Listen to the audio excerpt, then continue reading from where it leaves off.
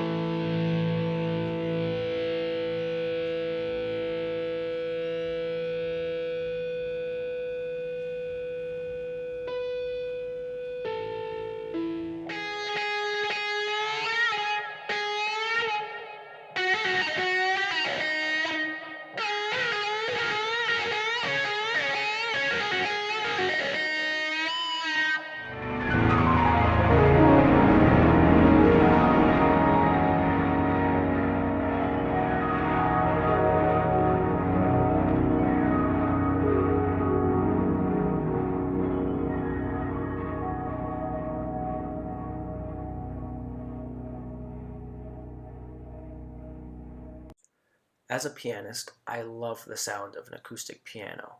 Not only does a keyboard not sound as good to me, it doesn't feel as good either. So when I learned about this possibility, it was a total game changer for me. I first learned about adding electronics to an acoustic piano when I was at the Banff Center for the Arts a couple of years ago doing a summer program. Fabian Almazan showed me his setup, which totally blew my mind.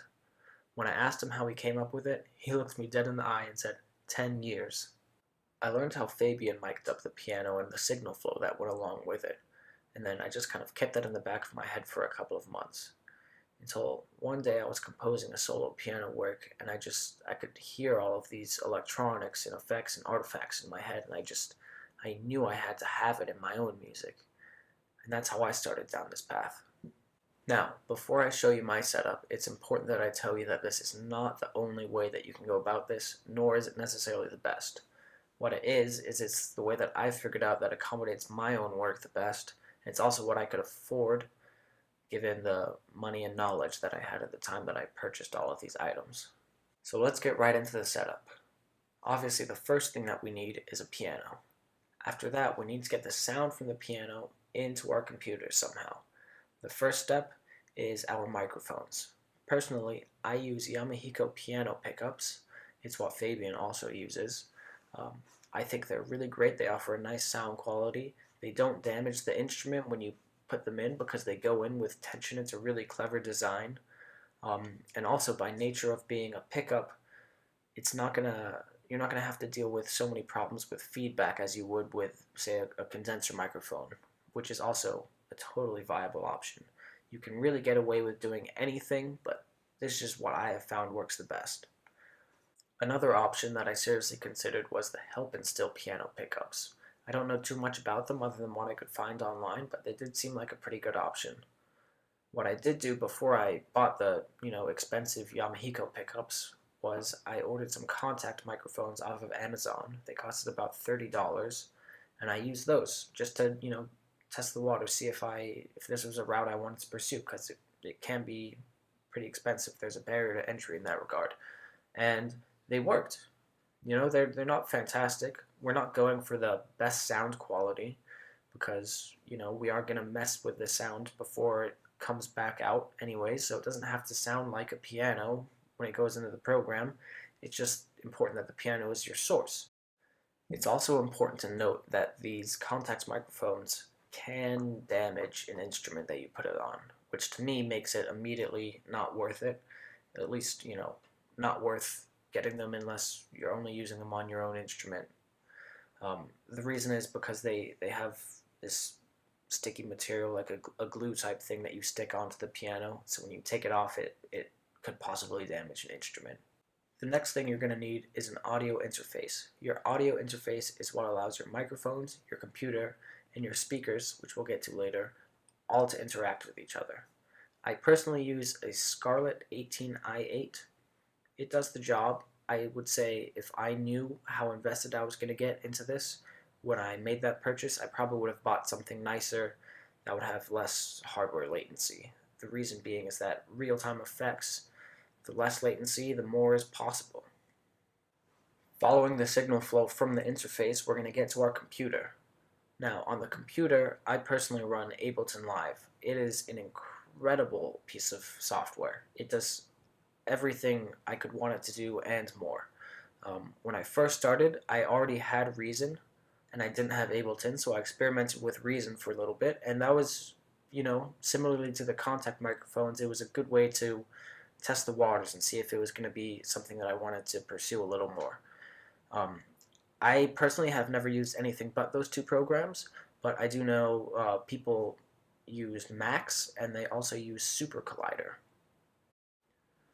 So by now, our sound has gone from the piano, through our microphones and interface into the computer, and now we need to get that sound back out. We've done whatever effects we need to do within the computer, now it's going to go back through the interface and into our speakers.